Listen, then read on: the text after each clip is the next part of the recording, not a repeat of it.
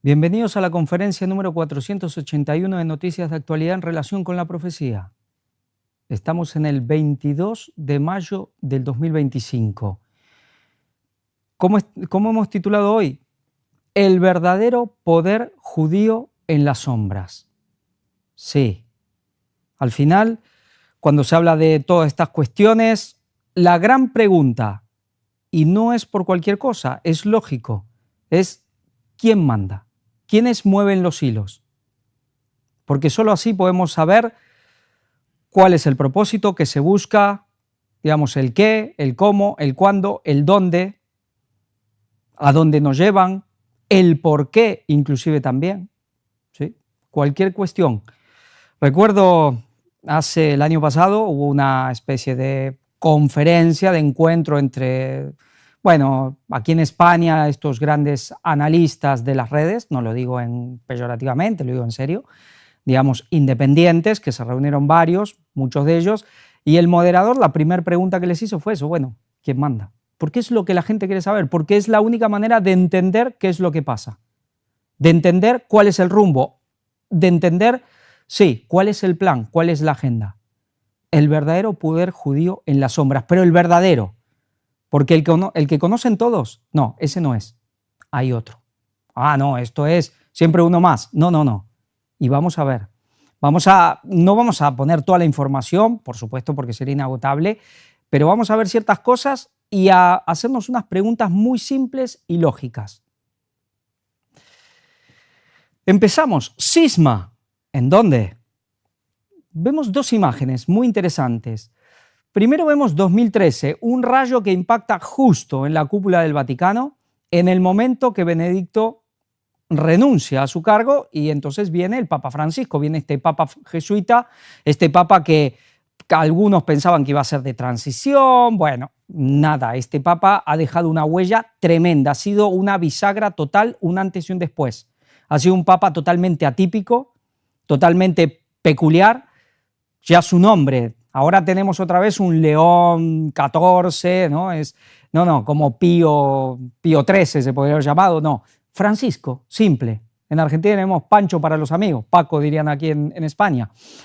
Pero fue un papa que tenía otro lenguaje, otro carisma, otra forma de ser, y un papa que aunque cierto sector del catolicismo no lo ha querido para nada y lo ha odiado y lo sigue odiando en gran manera, se ha ganado al mundo entero. Ha acercado la Iglesia al resto de la gente, a esa gente que ya no quería saber nada con ese formalismo, esa cuestión ya tan acartonada de la Iglesia Católica, tan medieval. El Papa ha ganado el mundo entero. Por eso cuando vimos este nuevo cónclave, esta nueva elección del Papa, el mundo entero, hasta esperanzado, por lo menos el mundo occidental, hasta los ateos esperanzados a ver quién sería el Papa. Realmente lo que ha hecho el Papa Francisco, aparte de las reformas, de los cambios profundos que ha hecho, realmente a nivel de imagen, a nivel de ganarse otra vez a la gente, ha sido tremendo. Pero aquí vemos lo que pasó cuando ya estaba por comenzar el cónclave. Viene un rayo, pero cuando va a llegar a la cúpula es como que se divide en dos. El cisma, ese cisma tan profetizado y esperado por tantos, esperado sí por las propias profecías católicas. Una señal, ya veremos, pero realmente interesante todo lo que está pasando. Y vamos a ir con esto. León XIV y la nueva economía. Estábamos hablando, ese nuevo orden económico mundial. Y todo lo que tiene que ver León XIV, la primera referencia, la encíclica de León XIII, Rerum Novarum, la doctrina social de la Iglesia Católica. Vamos a ver un poco qué nos dice el Papa. El Papa, tomé mi nombre por León XIII, quien afrontó la defensa de la dignidad, la justicia y el trabajo. Justicia social, cuestión en gran manera económica. Aquí está el punto. Parece que entre muchas cosas, y él lo dice, no es una cuestión de reducir a una sola cosa el trabajo de la Iglesia Católica y el de un Papa, pero parece que el tema económico es fundamental y prioritario. Vamos a leer un poquito.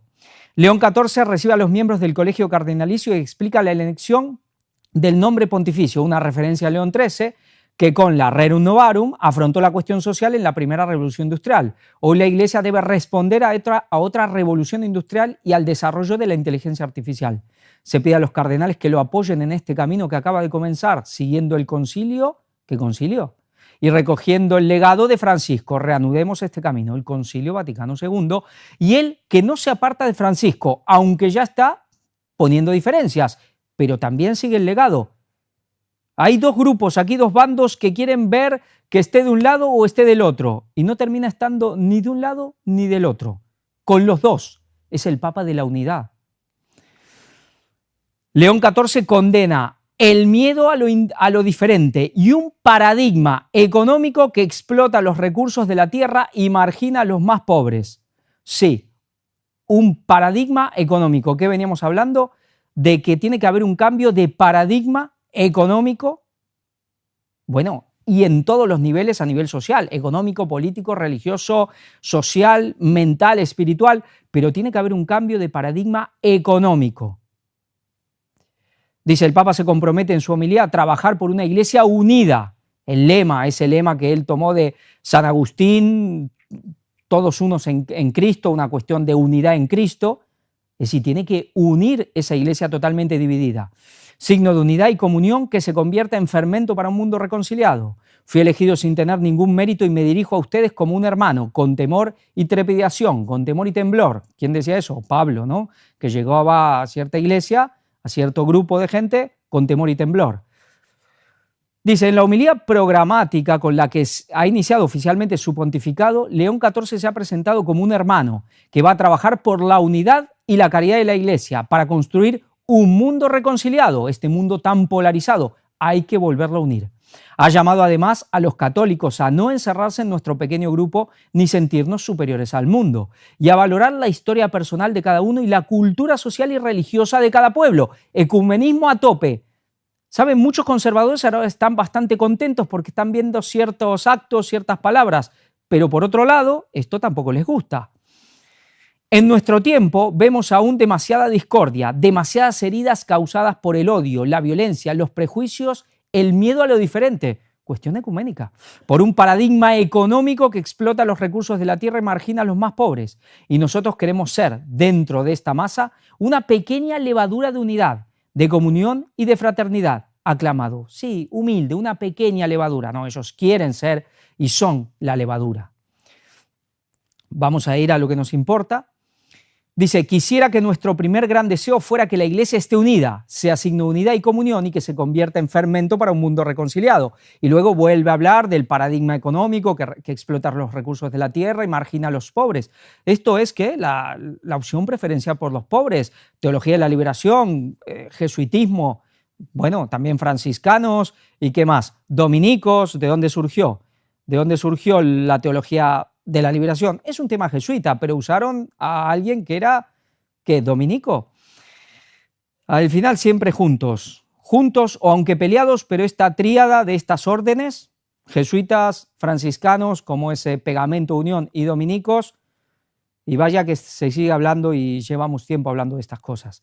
Se ha dirigido a los líderes del mundo con un tono que recordaba al que usaba Juan Pablo II, que mezclaba fe y movilización civil. Así les ha propuesto que miren a Cristo, acérquense a Él, acojan su palabra que ilumina y consuela, escuchen su propuesta de amor para formar su única familia. En el único Cristo somos uno. Este es el lema agustino que Él ha tomado, la reconciliación, la unidad, esa síntesis.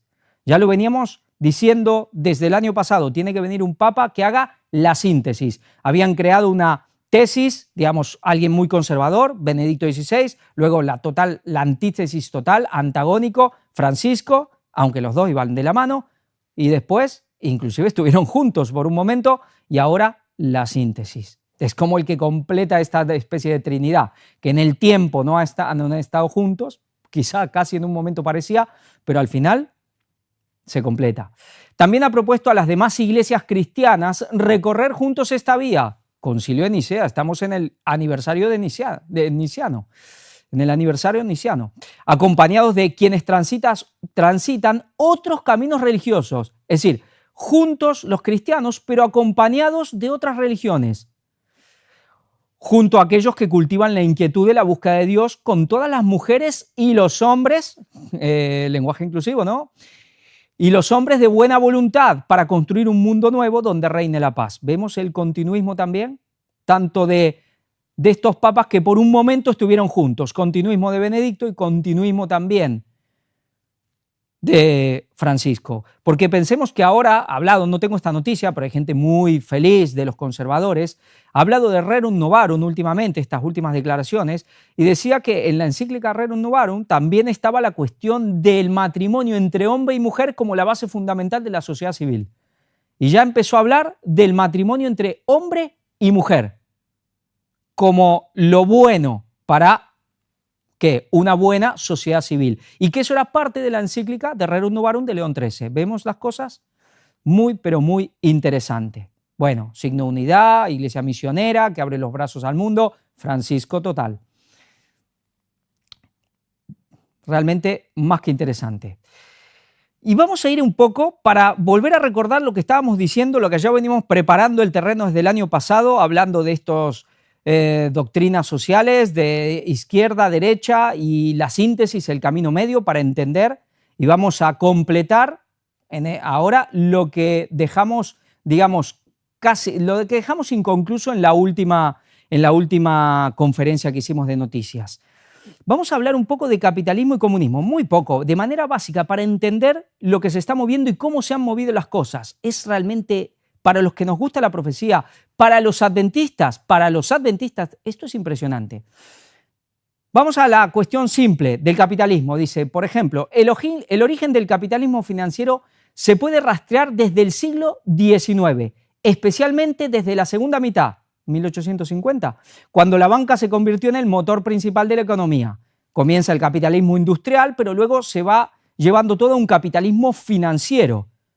Sí, entró una nueva dinastía, una nueva élite financiera en Londres, bueno, en toda Europa, luego en Estados Unidos, y las cosas cambiaron. Ya no era el modelo industrial, no eran, digamos, las finanzas que, digamos, las finanzas que financiaban la industria. No, ahora ya era las finanzas por sí mismas como el fin último, crear dinero de la nada, el dinero, producir dinero. Se cambió una élite bancaria, lo venimos hablando, y comienza este capitalismo financiero, el neoliberalismo, estuvimos hablando en la última conferencia. Este capitalismo financiero se caracteriza por la creciente importancia del sector financiero, la acumulación de capital a través de la especulación, es decir, la usura, y cuando hablamos de usura nos viene a la mente también cierto grupo de gente, ¿no? Y la creciente influencia de las instituciones financieras de la economía. Aquí es el dinero como fin, ya no es un medio, porque el dinero está bien, pero es un medio. Pero cuando el dinero es un fin, ¿qué es esto? La raíz de todos los males. El desarrollo del capitalismo financiero, siglo XIX. El capitalismo comercial y financiero del siglo XIX sentó las bases para el desarrollo posterior. Los bancos se consolidaron como instituciones financieras clave y su poder se incrementó con la capacidad de controlar grandes sumas de dinero. Sí, ahora los gobiernos ya no es el apoyo a las industrias, que eso produce bienes materiales, trabajo, es algo positivo, bien encaminado. No, ahora el tema todo se hace y se gobierna para los bancos. ¿Y qué hacen los bancos? Pues especulan. Aquí ya no hay crecimiento, no hay fruto. Es solo especulación financiera. Es algo, bueno, totalmente satánico. Un poco más, el origen del capitalismo financiero como concepto económico no se limita a un año específico. Se desarrolló a través de la historia, evolucionando desde un capitalismo industrial hacia una mayor concentración del capital y la influencia de las finanzas. El capitalismo industrial, que surgió a finales del siglo XVIII, es decir, revolución industrial, es decir, 1700 y pico, y especialmente en 1800, cuando ya es como la explosión de la revolución industrial, surge este capitalismo financiero. Pero va virando, este capitalismo industrial, que luego va virando hacia el capitalismo ya financiero. Dice, el capitalismo industrial, que surgió a finales del siglo XVIII y a principios del XIX, se caracterizaba por la inversión en maquinaria y la producción de bienes. Fijémonos esta fecha. En 1844, un evento importante en el contexto del capitalismo financiero fue la aprobación de la Carta Monetaria en Inglaterra, que regulaba la emisión de billetes bancarios y reforzaba la disciplina monetaria, indexando la emisión a la reserva de oro, algo que después saltó por los aires en los años 70 con Bretton Woods y ahora ya es el descontrol total, un dinero sin respaldo. Este hecho marcó un paso importante en la evolución del capitalismo financiero, ya que sentó las bases para la regulación y estabilidad del sistema financiero. Nos hablaba de más o menos mediados del siglo XIX, pero hay una fecha fundamental, 1844. La última conferencia habíamos hablado algo que se había empezado, aunque obviamente como todo ya venía gestándose, pero tenía una fecha de inicio como la nueva etapa, la etapa ya final, que era 24 de octubre de 1844. ¿Nos acordamos de qué? Pues lo vamos a recordar. Sí, 2 días después de la fecha profética 22 de octubre de 1844, cuando se cumplió una profecía, pues la profecía más larga, más extensa del libro de Daniel, los 2300 años. Vamos a ver algo más, vamos a la antítesis. En 1844, el término comunismo estaba comenzando a ganar terreno en el contexto de las ideas sociales y políticas que se desarrollaban en Europa. Particularmente en Francia y Alemania, el concepto de comunismo se relacionaba con la idea de una sociedad basada en la propiedad común de los medios de producción. Una idea que tenía raíces antiguas, pero que en el siglo XIX fue desarrollada por pensadores como Karl Marx y Friedrich Engels. Desarrollo del comunismo en 1844. Contexto histórico. En 1844 Europa estaba experimentando un periodo de importantes cambios sociales y económicos, incluyendo la Revolución Industrial y el surgimiento del proletariado. Estos cambios llevaron a la aparición de nuevas ideas y movimientos sociales como el socialismo y el comunismo. Karl Marx y Friedrich Engels estaban desarrollando sus ideas sobre la lucha de clases y la necesidad de una revolución social para alcanzar una sociedad comunista.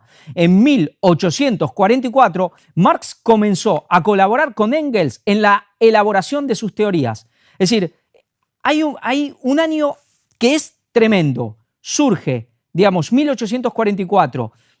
Se hace, hay un punto de inflexión en lo que es el capitalismo financiero, pero también es el comienzo de lo que será el comunismo, la antítesis total. ¿Y qué pasó 4 años más tarde? El Manifiesto Comunista. En 1848, Marx y Engels publicaron el Manifiesto Comunista, un documento que se convirtió en un texto fundamental para el pensamiento comunista. Sí, en estos años, comunismo, capitalismo, había algo más que ahora lo vamos a ver. La síntesis, que ya también se gestó en estos años, pero también darwinismo, existencialismo, espiritismo moderno, vaya año. Y aquí vamos, corporativismo. Esto es la otra parte de lo que leímos la otra vez, no vamos a repetir, vamos a leer algo. Nos decían que el corporativismo, su fecha de inicio, aunque tiene cuestiones más antiguas, era el 24 de octubre de 1844. Vemos cómo surge el capitalismo, el comunismo y la síntesis, todo en el mismo momento. Vamos a leer esto porque es muy interesante y veamos a dónde vamos. Vamos a ver cómo este rumbo y a dónde nos quieren llevar en realidad es a un pasado. Historia. Los gremios y las corporaciones del antiguo régimen. ¿Qué es el antiguo régimen? Pues lo anterior a la Revolución Francesa, en realidad es lo anterior al protestantismo.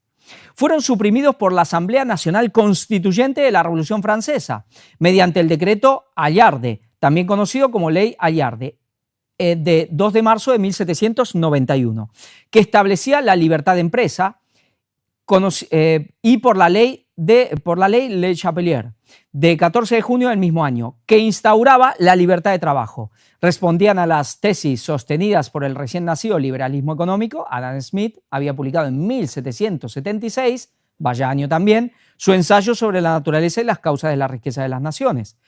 De que estas instituciones de origen medieval eran un obstáculo para el desarrollo económico en cuanto que impedían la libre competencia en el mercado. El ex noble Pierre Dallardé, o como se pronuncie, perdónenme los franceses, promotor del decreto que lleva su nombre, dijo: el alma del comercio es la industria, la actividad productiva. El alma de la industria es la libertad económica, algo que es bueno, pero otra cosa es lo que vino después. Por eso lo que veíamos, como lo giraron a un tema puramente financiero. En la ley Le Chapelier se prohibía a los ciudadanos de una misma profesión o condición adoptar decisiones o deliberaciones, redactar reglamentos acerca de sus pretendidos intereses comunes. El resto de estados de la Europa continental siguieron los pasos de Francia durante las primeras décadas del siglo XIX. En España, los gremios fueron suprimidos por un decreto de las Cortes de Cádiz de 1813 que establecía la libertad de industria, abolido en 1815, pues no duró mucho. El decreto fue puesto de nuevo en vigor en 1836, pero otra vez se puso en vigor. Y aquí vamos a lo que nos interesa. Veamos este hombre que tenemos ahí a la derecha. A partir de mediados del siglo XIX, es decir, otra vez los años 1850, 1840 y pico, diversos pensadores católicos como Georg Burgard, Pierre von Jorlemer, Wilhelm Emanuel Freiler von Cateller, ya sabemos de dónde son, autor de esto, Cuestión laboral y cristianismo, también Volker Sang, fundador de la revista mensual para la reforma social cristiana, también Gaspar Mermillod y Leor Pierre Harmel, Manual para la Corporación Cristiana, 1879, comenzaron a propugnar el restablecimiento de las corporaciones renovadas para hacer frente a los crecientes problemas sociales derivados del impacto de la revolución industrial. El restablecimiento ¿de qué? De corporaciones. Volver a lo de antes. Entre ciertos sectores de la izquierda también se manifestó la nostalgia por las antiguas corporaciones y gremios, como en el caso de Proudhon o de Lassalle. Durkheim se proclamará socialista al mismo tiempo que corporativista. Sí, es esa especie de socialdemocracia, si se quiere.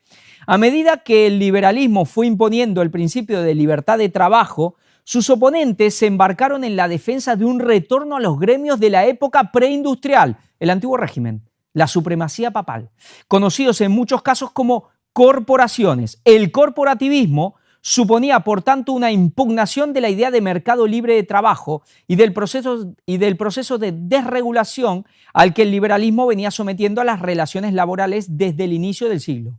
Frente a ello oponía una visión idealizada de la organización laboral anterior a las revoluciones, la cual concebía como un sistema conflictivo que garantizaba un sistema aconflictivo, sin conflictos, que garantizaba la armonía social. Es decir, esta gente, en cuanto surgen estas nuevas ideas, nacidas, sí, está la Revolución Francesa, pero hubo algo que era de otro espíritu, que es la Revolución Norteamericana, donde se empezó a instaurar las ideas de libertad de conciencia y libertad política, libertad económica, libertades civiles. Pues empieza a haber también, claro, y la revolución industrial siempre hay conflictos, roces, problemas, pero además como luego se empiezan a llevar las cosas ya no a la industria, sino a las puras finanzas, el capitalismo salvaje, entonces también entran a surgir estas voces de volver ¿qué? Al antiguo régimen. ¿Movidos por quién? Por católicos. Ya empieza la síntesis, el corporativismo. ¿Qué veíamos en la vez pasada? Que este capitalismo inclusivo, que no es más que Rerum Novarum, que la doctrina social de la Iglesia Católica, liderada por el Papa Francisco y acompañada por los Rothschild, los capitalismos financieros. Así que ¿quién se somete a quién? ¿El Papa se somete a los Rothschild? ¿O los Rothschild se someten al Papa? ¿Qué es lo que están queriendo poner? La doctrina social de la Iglesia Católica. ¿Quién manda? Pues el Papa. Sí, los jesuitas son los jefes de los Rothschild. Si fueran los Rothschild los que mandan, el papado estaría aceptando el capitalismo financiero. Y no es así. Eso solo ya nos pone en evidencia. Pero veíamos que decían que esto es puro corporativismo. ¿Cuándo surgió? Ya en los mismos momentos que estaban surgiendo. ¿A través de quién? ¿Quién habían creado ese capitalismo financiero y el mismo comunismo? Y luego daban la solución, la síntesis. Vamos a ver algo, porque vamos a ver realmente el origen, la raíz real del capitalismo financiero y del comunismo. Sudamérica, estás loco, me dirán. Las reducciones en Sudamérica. ¿Qué reducciones? Jesuíticas. Esto lo presentamos. Para la gente que no vio las conferencias que se hicieron en Madrid sobre tema de templarios, masones, Illuminatis y el nuevo orden mundial, que lo vean, porque realmente aquí está explicado esto y mucho más. No se pudo leer todo porque había mucho material. Hablar de 1000 años de historia en 2 horas y media es muy complicado, pero hay muchos artículos que sin leerlos están ahí para el que los quiera leer, pero hemos hablado de esto. ¿Qué pasó? Aquí tenemos unas imágenes de lo que fue y lo que quedó de las ruinas de las reducciones, las más famosas, las más importantes, las de Paraguay, las misiones jesuíticas de Paraguay. ¿Qué pasó aquí? Vamos a ver algo. Este libro, yo presenté algunas cosas de este libro en ese momento, El comunismo de las misiones. Es un libro que lo encontré realmente muy interesante, tiene muchos años. Y aquí voy a poner una frase de este autor, de este poeta premio Nobel mexicano, un hombre muy inteligente. Recordé esta entrevista que le había hace muchísimos años, hace muchísimos, cuando era un joven o un adolescente, y me quedó grabado en la mente y lo busqué y sí, algo que dijo él. San Ignacio de Loyola, patrón de los jesuitas y de los marxistas. Octavio Paz, a la pregunta de cuál es el español que más odia. Y lo dijo claro, lo recuerdo, me quedó, hay cosas que a uno les queda grabado y no sabes por qué hasta que después te enteras por qué. Este hombre, muy inteligente, tenía muy claro el comunismo de las misiones. En esos lugares se generó, se experimentó con el primer sistema realmente comunista de la historia, los jesuitas. Los jesuitas. Era un comunismo religioso porque todos los días primero iban a misa y de sol a sol trabajaban, y como los jesuitas tenían exenciones fiscales, no tenían que pagar ni rendir obediencia ni a los monarcas ni a los obispos, solo rendían ante el Papa, ante el Vaticano, ante la Santa Sede. Generaron por más de 150 años un régimen totalmente comunista que después se implantó, ya sabemos, la Unión Soviética, China y otros lugares, pero además todo ese dinero descomunal que forjaron vendiendo todo eso en Europa, ¿qué hicieron?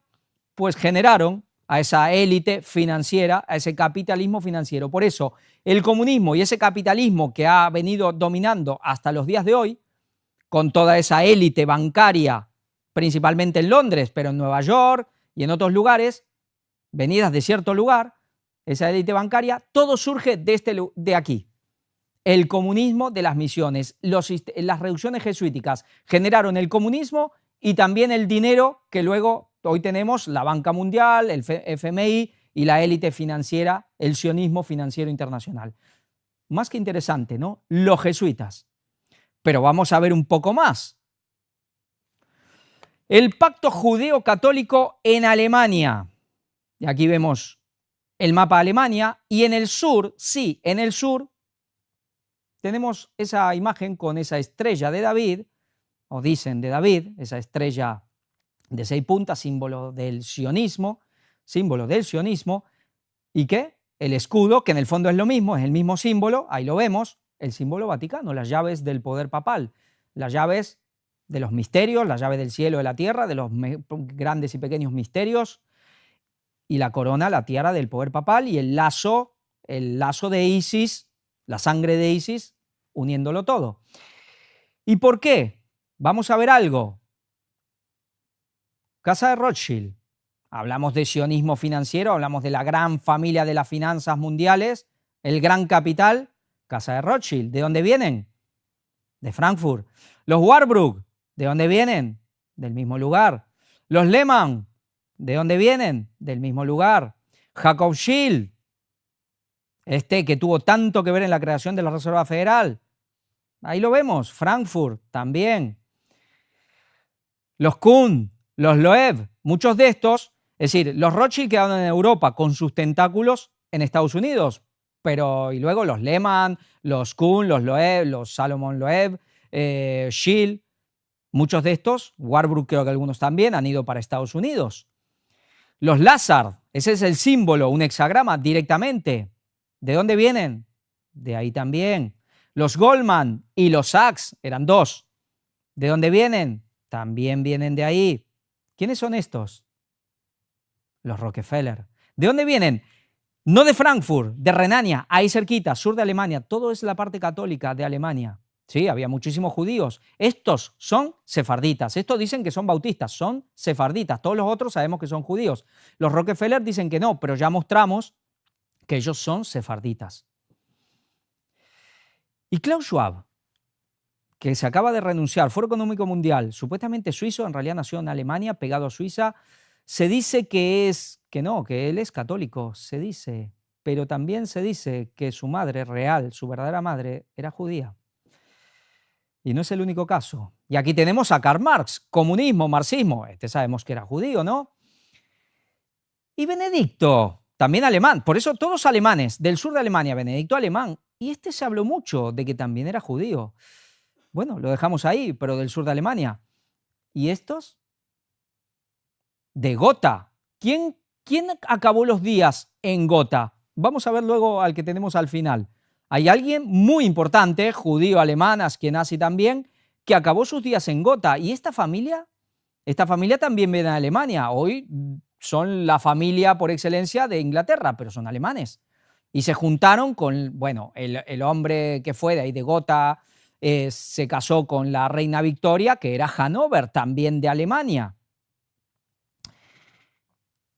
Y aquí, ¿quién tenemos? Al duque de Kent. Este es el gran mestre de la masonería de Inglaterra, por ende, de la masonería mundial. Aquí tenemos la cabeza de la masonería. Duque de Kent, este es tío, sí creo que tío, o tío segundo del actual rey. Y lo sabemos por experiencia propia porque hemos visto, y lo he mostrado en Madrid, este cuadro donde él estaba como el gran mestre de la Gran Logia de Londres, de Inglaterra.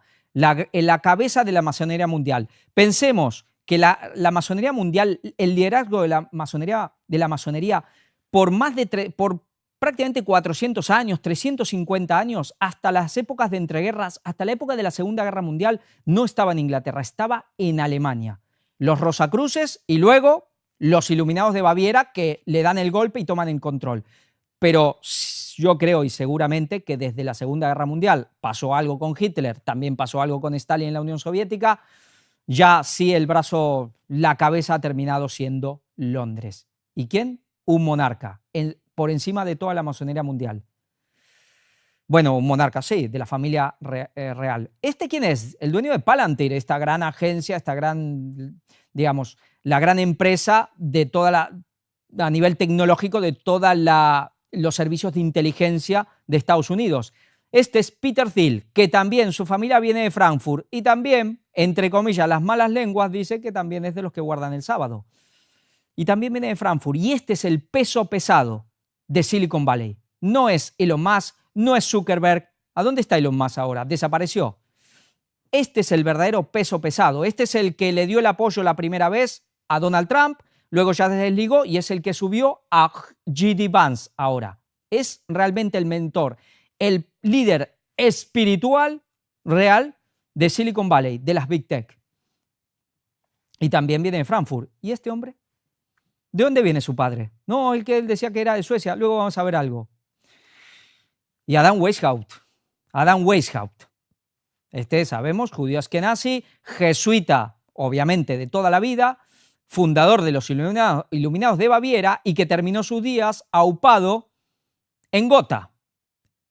En Gotha, que luego se unió a la reina Victoria y de ahí vienen todas, bueno, 9 hijos, 42 nietos y de ahí vienen la abuela de Europa, le llaman. Todas las monarquías prácticamente europeas tienen sangre de esta gente. Vamos a ver esto lo mostró Víctor hace no mucho tiempo atrás. Vamos a recordarlo, la circuncisión judía de Carlos III, el rey anglicano que admira a Israel. La tradición de circuncidar al futuro rey del Reino Unido fue iniciada en el siglo XIX por la reina Victoria, convencida de que la familia real descendía del rey David, que estaba loca, chalada, que se creía Napoleón o sabía lo que decía. Ella era Hannover, luego vienen los de Gotha, unos de Gotha llega ahí, se casa con ella y entra la cuestión ya totalmente iluminada en la familia real británica, pero ya las cuestiones ya estaban. Ella tenía claro que venían del rey David y todos circuncidados. Bueno, el de ahora dicen que no, a lo mejor luego se circuncidó porque parece que Diana no quiso circuncidar, pues así le fue. Vamos a ver Donald Trump. Yo voy a mostrar ahora unas cuantas cosas que se mostraron. Estos son simplemente capturas de pantallas que las saqué de lo que Víctor presentó hace tanto tiempo, en el 2016, cuando ganó la primera elección, un 9 del 11, interesante, Donald Trump.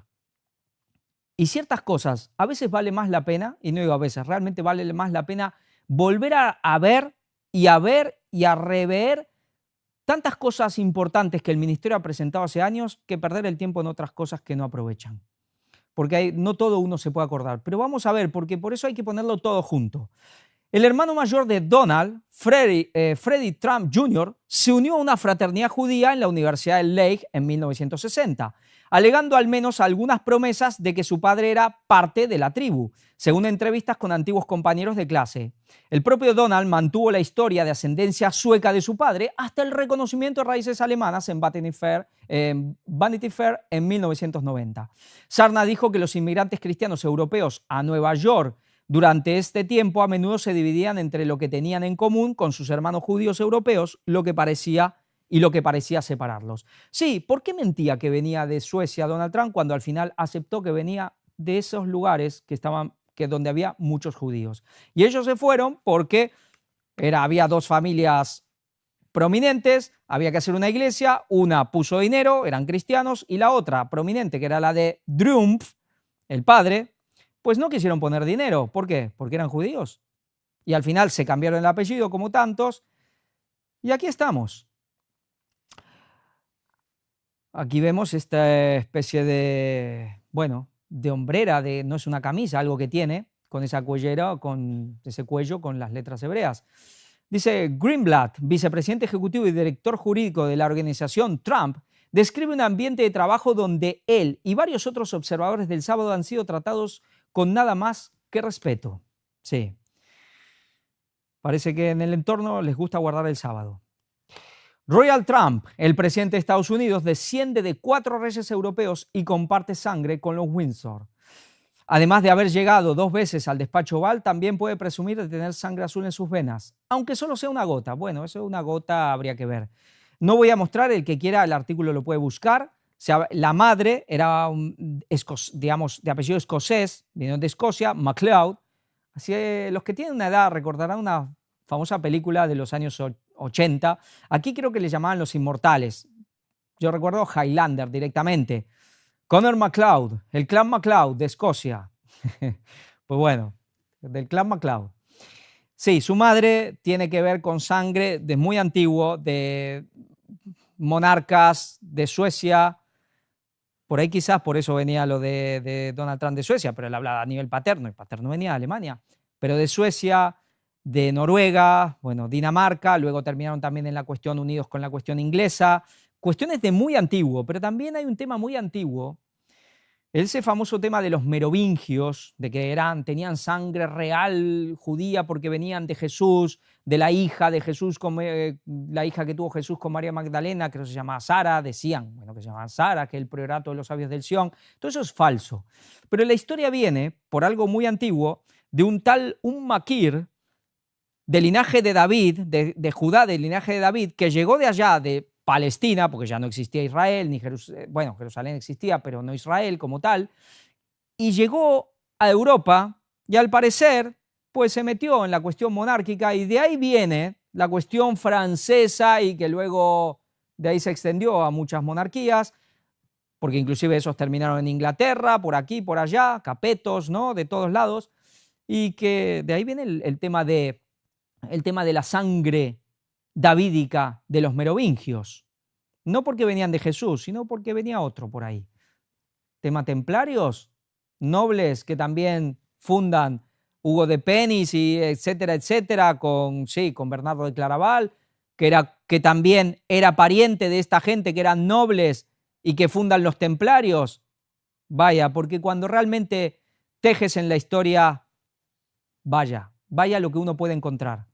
Un día quizás también podamos tratar de esto, porque es más que interesante. Vamos a ver un poco. Sí, este tiene sangre judía, este de padre judío.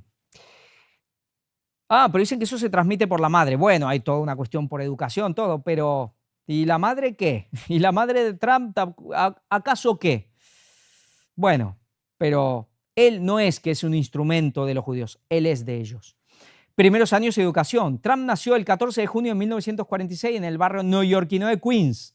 Fue uno de los 5 hijos de Mary Ann McLeod y de Fred Trump, que se casaron en 1936. Su hermano mayor, Fred, murió en 1981 a los 43 años. Su madre era una inmigrante escocesa nacida en la isla de Lewis, en el norte de las Hebrides Exteriores. Y sus abuelos paternos eran inmigrantes alemanes. Su abuelo, Frederick Trump, es decir, Drumpf, que se cambió el apellido, de nacimiento Friedrich Trump, Llegó a Alemania, de Alemania a Estados Unidos en 1885. Adquirió la nacionalidad en 1892. Se casó con la abuela de Donald, Elizabeth Chris, de Keynesland, sí, bueno, algo así, no leo bien, me queda muy pequeño, con quien tuvo 3 hijos. Pero vamos a lo importante. Trump fue a la Universidad de Ford, lo siento, me queda muy pequeña la letra, pero bueno, después lo veremos bien, de Fordham en el Bronx, durante 2 años. Bueno, vamos a ver esta universidad, Universidad de Fordham. La universidad fue fundada por el arzobispo de Nueva York, John Joseph Hughes, con el nombre de St. John's College en 1841. La universidad se creó como una respuesta a las comunidades católicas de Nueva York al problema que planteaba la discriminación ejercida por la Universidad de Columbia, que no aceptaba estudiantes católicos. Y arriba de todo nos dice la Universidad de Fordham, es una universidad privada, católica, de la Compañía de Jesús, jesuita. Pertenece a la Asociación de Universidades Jesuitas. Él dice que es protestante, que no, él es protestante, viene de un país protestante, su familia, todos escoceses, dijo primero sueco, mintió, alemanes también. No, protestante. ¿Y por qué va a una universidad católica que se fundó justamente para que puedan ir los católicos que no los permitían ir en otras universidades? Aquí tenemos Fordham University, de Jesuit University of New York, y aquí tenemos el logo jesuita. Sí, logo totalmente cabalístico, lo hemos explicado, los 3 clavos, las 3 letras Vav, 666. El IHS es la mezcla, es un tema cabalístico, bueno, por un tema de los nombres de Dios, la mezcla de Jehová o Yahweh con Yeshua. Es esto, lo hemos explicado. Y luego están el logo clásico con los rayos masculinos y femeninos, ese dios andrógino del paganismo, de la cábala, del ocultismo, macho-hembra, ¿no? Por eso Dios y diosa. Pues, ¿por qué va a los jesuitas? Donald Trump, jesuita educado en Fordham University. Bueno, aquí nos muestra esta foto con un símbolo. Es verdad que puede ser, pero a veces es verdad que uno hace estos símbolos también. Bueno, esto no es concluyente, ese símbolo con la mano, porque eso a veces mucha gente también lo hace. A veces uno se pone así y lo hace. Pero es verdad que hay un símbolo ahí. Es como una trinidad invertida, ¿no? Donald Trump. Yo era un gran estudiante, fui a las mejores escuelas. Sus 2 primeros años de estudiante en Fordham, la Universidad de la Compañía en el Bronx. Donald Trump ha sido el tema frenesí mediático de los últimos tiempos. Parece que una cantidad considerable de los que suscriben a fuentes alternativas de información son partidarios de Trump. Lo ven como una especie de rebelde que va en contra de los partidos republicano y demócrata, como lo demuestra su reciente no compromiso de apoyar al candidato republicano a la presidencia.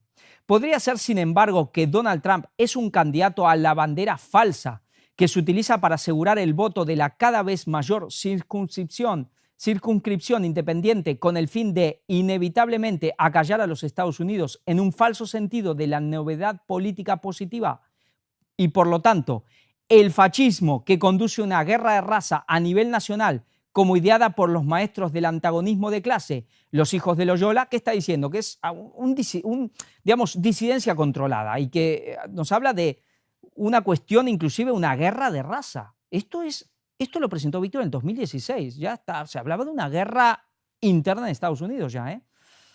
Muy bien, podría ser, he aquí por qué. Trump dice ser presbiteriano. Sin embargo, asistió a la Universidad Jesuita Fordham durante 2 años y luego se trasladó a la universidad secretamente controlado por los jesuitas de Pensilvania.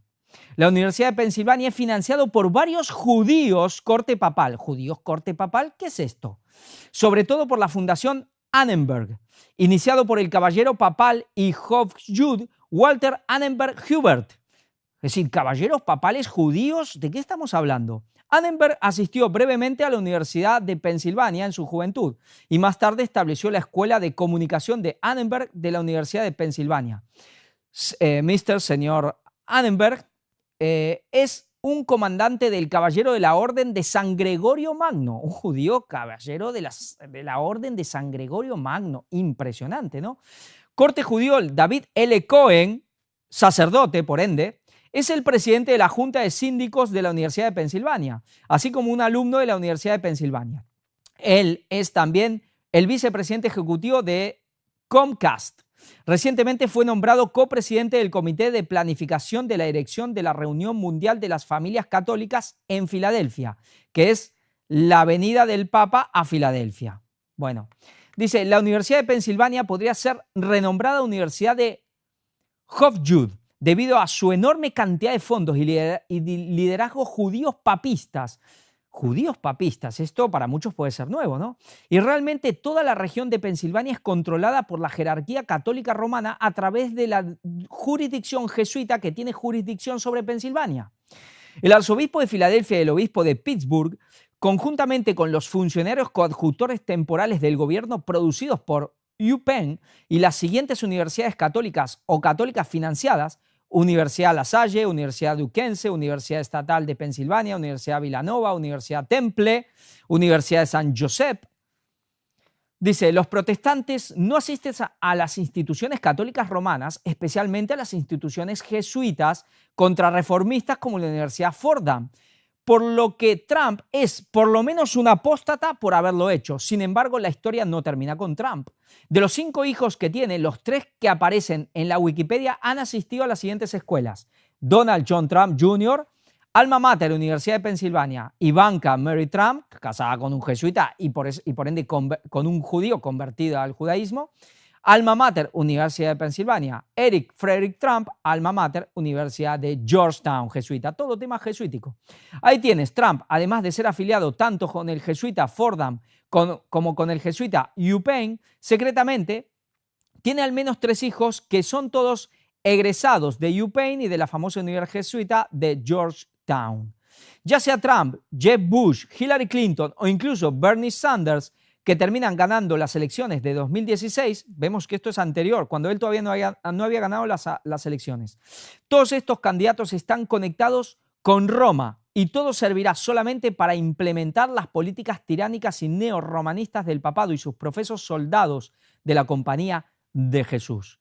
Y veremos luego lo que hizo Donald Trump para ver cómo él ha ido cumpliendo las cuestiones de lo que marca la Iglesia Católica. Donald Trump prometió cerrar la brecha entre la Iglesia y el Estado. Esto es de hace añares. ¿Y qué ha pasado ahora? Lo sigue diciendo. Tipo broma, que hay que terminar con eso. Trump trabaja con 34 asesores católicos para un programa en favor de la vida y la libertad religiosa. Tema católico, la vida y la libertad religiosa, que en clave es todo lo contrario.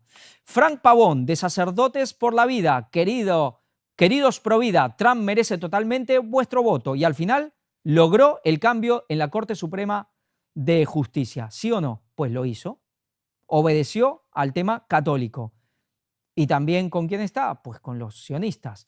Vamos a ver un vídeo ahora de Donald Trump. Esto es de ahora, algo que pasó en la Casa Blanca, pareció un poco lo de Zelensky, pero aquí fue con el presidente de Sudáfrica, y es una encerrona, digamos, que le hizo Trump al presidente de Sudáfrica, una encerrona bastante traidora, por así decir. Vamos a ver el vídeo. Turn the lights down and just put this on. It's right behind you, Johan. There's nothing this parliament can do. With or without you, people are going to occupy land. These are burial sites right here. Burial sites. Over 1,000 of white farmers. And those cars are lined up to pay love on a Sunday morning. Each one of those white things you see is a cross. Have they told you where that is, Mr. President? No, I'd like to know where that is, because this I've never seen. These are articles over the last few days. Death of people. Death, death, death. Horrible death. We have a multi-party democracy in South Africa that allows people to express themselves, and they're a small minority party, which is allowed to exist in terms of our constitution. But you do allow them to take land.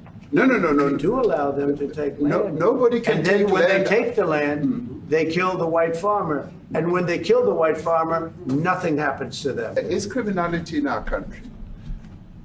People who do get killed, unfortunately, through criminal activity, are not only white people. Majority of them are black people. Bueno, aquí lo vemos. Estas cosas se pactan antes de lo que se va a hablar, de lo que no se va a hablar, y esto por supuesto que no fue pactado. Donald Trump le pone un vídeo donde lo acusa de que está permitiendo una especie de genocidio hacia los blancos. Sea verdad o no, sé que esto se viene hablando hace muchos años, de que hay este tipo de cosas, pero más allá de esto, ¿por qué se hace? ¿Por qué? ¿Cuál es la razón? Por un lado, decir, bueno, es BRICS, es la S de BRICS, Sudáfrica, pero por el otro lado, Trump está vengando simplemente, está vengando a Israel contra Sudáfrica. ¿Por qué? Porque Sudáfrica fue el que llevó a Netanyahu y al que hizo todas las acusaciones y ha movido para que se logre esa condena del Tribunal Penal Internacional por genocidio, por todo ese tipo de cosas, a Netanyahu. Y ahora Trump, pues se está vengando. Y ahora nos están diciendo que Trump está totalmente distanciado de Netanyahu. Pues dicen, eso no lo puede confirmar, que secretamente parece que, no sé si este último sábado, o ha estado de manera secreta Netanyahu en la Casa Blanca, teniendo que arreglar algunas cosas, luego veremos algunas noticias sobre el tema, veremos. Pero aquí está vengando lo que Sudáfrica le ha hecho a Israel, al sionismo y a Netanyahu por lo que están haciendo en Gaza. ¿Realmente está desligado? Él es sionista, no es que él trabaja, que él es sionista que apoya la causa. Él es sionista de sangre. Y esto que le ha hecho, bueno, a nivel diplomático es algo totalmente, bajo, ruin, ¿no? Golpe bajo se llama. Vamos a seguir viendo algunas cosas más interesantes. ¿Recordamos esto? El Titanic. ¿Quién iban dentro y se hundieron? Isidor Straus, Benjamin Guggenheim, John Jacob Astor IV. Todos judíos, ¿y todos de dónde? También de esa zona de Alemania, pero estos los mandaron al fondo. ¿Por qué? Porque iban a Estados Unidos para oponerse a la creación de la Reserva Federal, pero era de ellos. Surgen del mismo lugar que los Rothschild, los Warburg, los Lehman y todos esos que vimos, inclusive Donald Trump. Surgen del mismo lugar, misma religión, mismo grupo étnico, pero ¿por qué se oponían? Y vamos a ver a alguien más, J.P. Morgan. Mira, me va a decir que este judío, hasta donde yo sé, no, pero vamos a ver algo interesante. ¿Por qué? J.P. Morgan fue el que financió la creación del barco a último momento, pero él supuestamente iba a ir y no fue, porque él estaba metido en el ajo de todo esto, sabía lo que se estaba gestando. J.P. Morgan es la cara visible, por así decir, Morgan es el banco más grande de Estados Unidos. Cuando se habla de la creación de la Reserva Federal, surge la figura de J.P. Morgan, y este hombre, por lo que yo sé, ha venido de su familia de Gales, de Inglaterra, creo que no es judío. Interesante que el que ha hecho el Titanic, el que ha hecho la Reserva Federal, o por lo menos la cara más visible, el banco más grande de Estados Unidos, pues no, esto no tiene nada que ver, familia protestante de toda la vida, americano desde la época de los 1700 prácticamente que llegaron, cuando llegó ese éxodo masivo hacia Estados Unidos, cosa... cuando empezó la gran migración en más o menos los años 1700 en Estados Unidos, ya ellos están desde ahí. Vamos a ver algo, pero ¿y por qué esta gente se oponía? Porque parece que iban todos de la mano, todos juntos, en una piña. ¿Por qué se oponían? Vamos a leer un poco lo que podemos encontrar, porque no hay realmente mucha cosa, pero las cuestiones básicas, dice, la oposición de Astor y Guggenheim, y también estaba Strauss, a la creación de la Reserva Federal se debía a su posición como grandes banqueros y empresarios, quien veían la creación de un banco central como una amenaza para su poder e influencia en el sistema financiero. Estos individuos, representantes de importantes casas bancarias como J.P. Morgan, temían que la Reserva Federal centralizara el poder financiero. Bueno, pero Morgan sí apoyó, obviamente, y movió todo, y limitara su capacidad de operar de forma independiente. El contexto, control bancario. En el siglo XIX y principios del siglo XX, el sistema bancario de Estados Unidos era fragmentado y no regulado, con bancos privados teniendo gran autonomía en la emisión de moneda. Sí, como era el Estado, Estados Unidos, y la concesión de créditos. Esta situación, aunque generaba competencia, también causaba inestabilidad financiera y ciclos económicos. Creación de la Reserva Federal. La creación de Reserva Federal en 1913 se planteó como una forma de estabilizar el sistema financiero, crear un banco central que actuara como prestamista de última instancia en caso de crisis y regular la emisión de moneda. Sí, siempre lo hacen por algo bueno y luego termina siendo fatal porque ha, secuestrado al país, a la economía de Estados Unidos y a los estadounidenses también.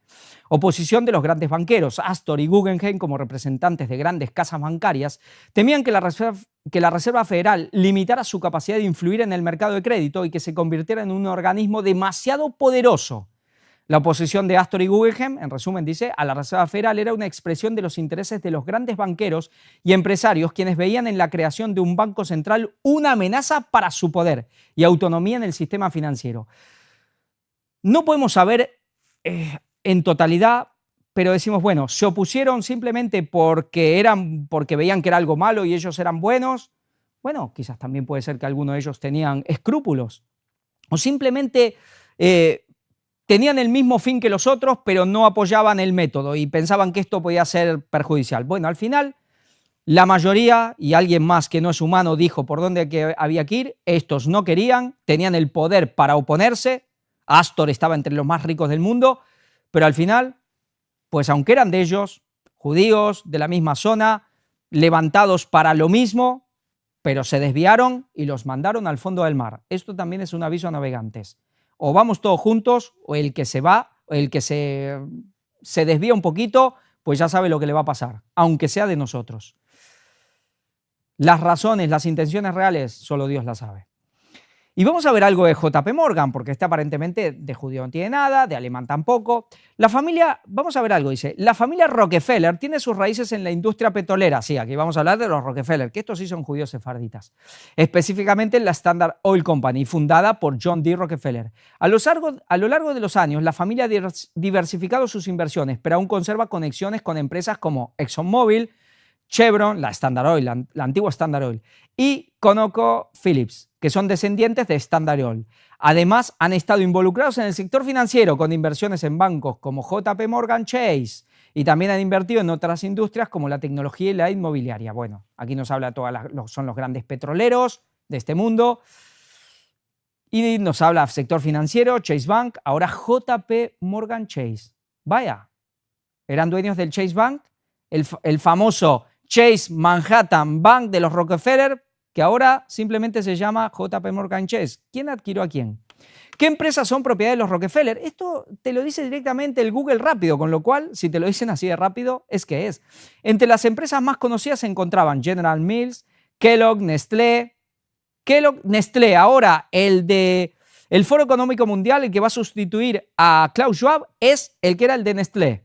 Ya vemos por dónde van. Bueno, aquí nos hablan de otras industrias, por ejemplo, Apple también.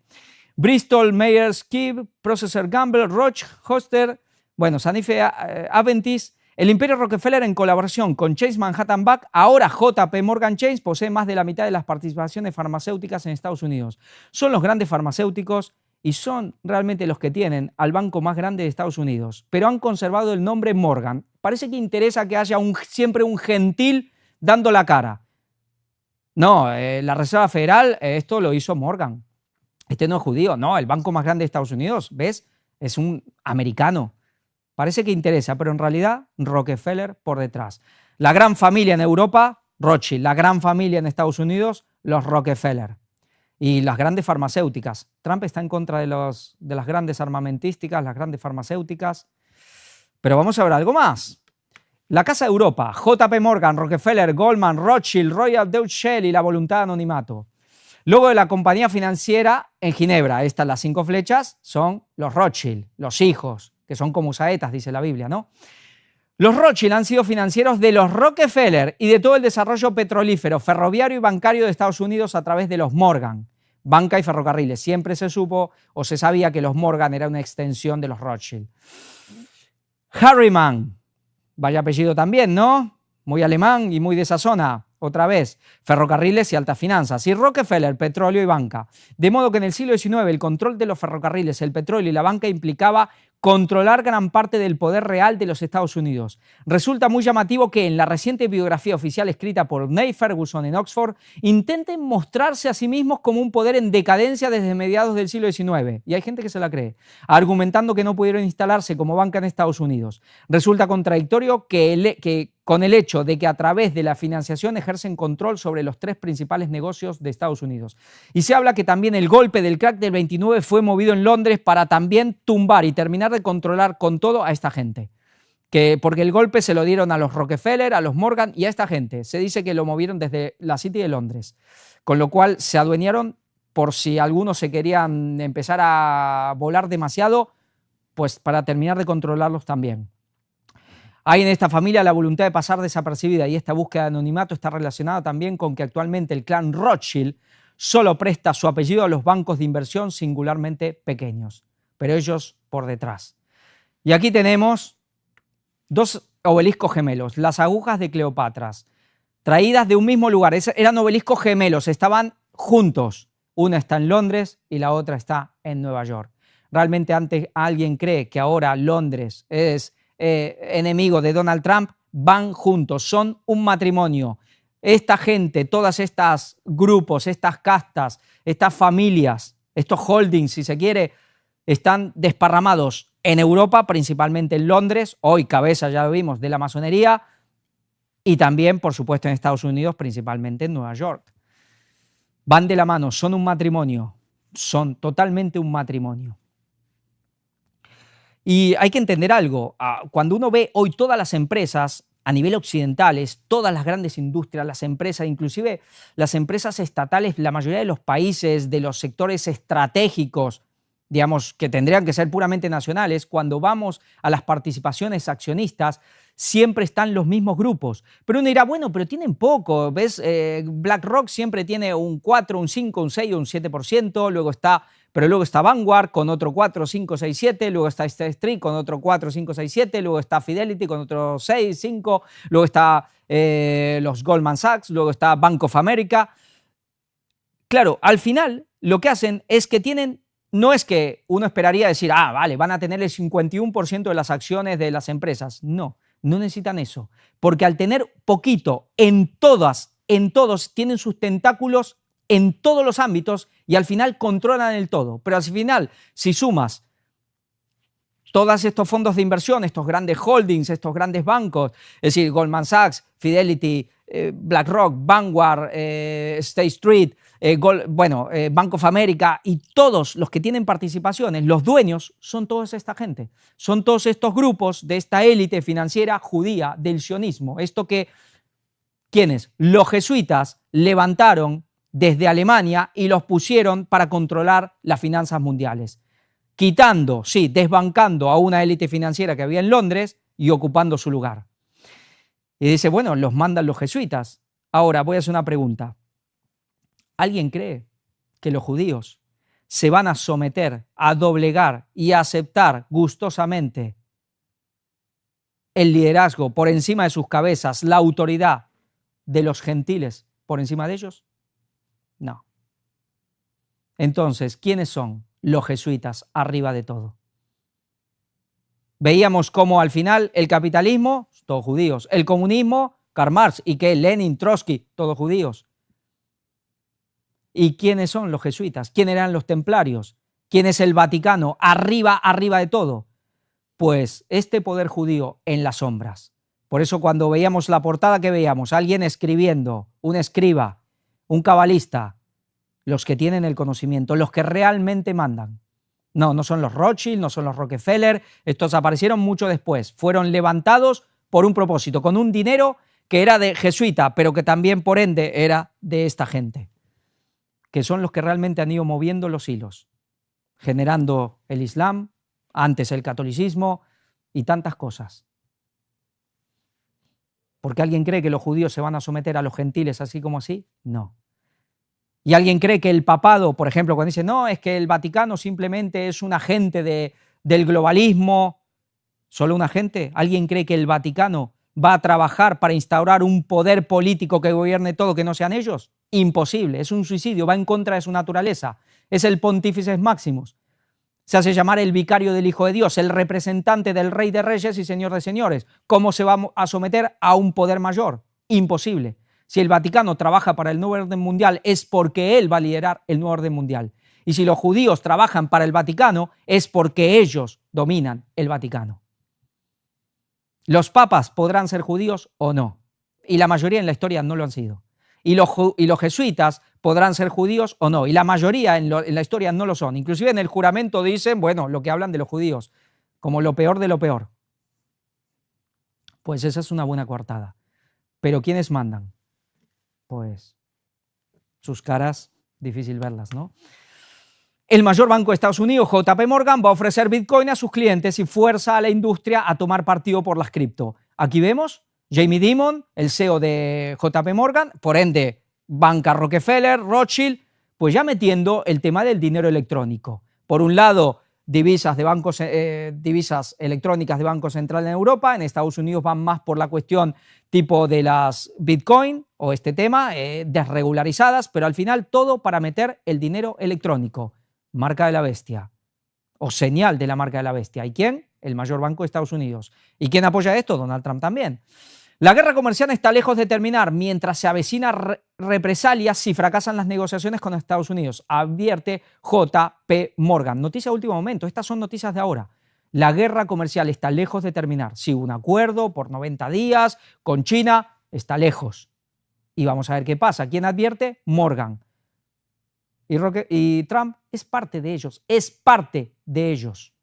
No está en contra. Vamos a ver algo, esto lo vamos a dejar un poco ahí, no vamos a decir qué es o no, porque esto puede ser pura propaganda iraní. Familia real saudí desciende de judíos que lucharon contra Mahoma. ¿Quién dice? Un general iraní. Vaya, ¿qué? ¿Que estos son judíos? ¿Que la familia saudí? Claro, esto puede ser totalmente propaganda chií, propaganda de iraní para desacreditar a los que dominan Arabia y por ende los santos lugares del Islam, porque son los dueños de Arabia, son los dueños. Arabia Saudí, la casa de Saúd.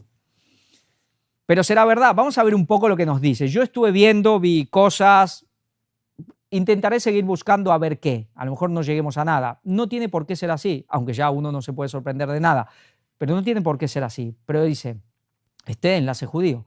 El comandante de la Marina de Irán dijo en un discurso del 7 de enero que la actual familia real de Arabia Saudita son descendientes de judíos que lucharon contra las primeras tribus musulmanas, según publica The Jerusalem Post. Había muchos judíos en Arabia, eso es verdad, ¿eh? El comandante de la Armada del Cuerpo de la Guardia Revolucionaria Islámica de Irán dijo el 7 de enero que la familia real gobernante de Arabia Saudita era en realidad judía. Sí, hay gente que dice que la de Marruecos también, gran aliados de los sionistas, ¿no? Porque básicamente son sionistas, por lo menos apoyan. Y que su conflicto con Irán se remonta a las batallas del siglo VII entre tribus musulmanas y judías, es decir, ya apenas muere Mahoma. El discurso fue transmitido por Bushehr TV de Irán y traducido por MEMRI, el Instituto de Investigación de Medios de Oriente Medio. No podemos soportar ver la injusticia en un país musulmán perpetrada por los sionistas y la semilla de los judíos, dice el comandante, el general Alireza Tansiri, en una grabación de vídeo del discurso. Bueno, dice, estos son los mismos judíos, y mejor diría sionistas, cuyos corazones nunca se han alineado con el Islam, e incluso con el profeta en su tiempo, dijo luego probablemente en referencia a Arabia Saudita.